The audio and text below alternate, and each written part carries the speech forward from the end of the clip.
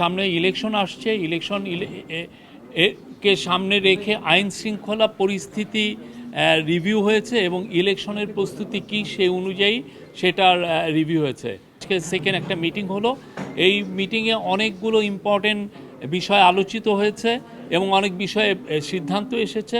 2 ঘন্টার মিটিং ছিল। 2 ঘন্টার মিটিংয়ে সামনে যে ইলেকশন আসছে, ইলেকশনের যে প্রস্তুতি আমাদের কীরকম এবং সেই অনুযায়ী আমরা কি কাজ আরও করতে পারি জোরদারভাবে সেগুলো নিয়ে আলাপ হয়েছে।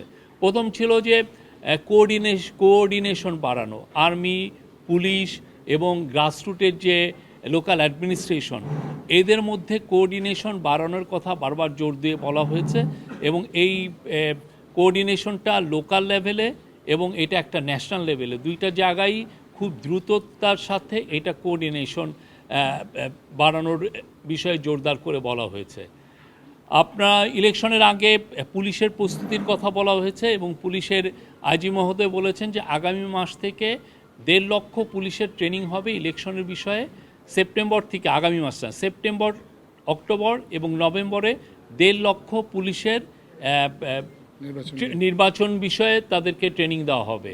তারপরে ইলেকশনকে সামনে রেখে আপনারা জানেন যে প্রচুর ডিসইনফরমেশন অলরেডি সার্কুলেট শুরু হয়েছে, সামনে এইটা আরও ইন্টেন্সিফাই করবে।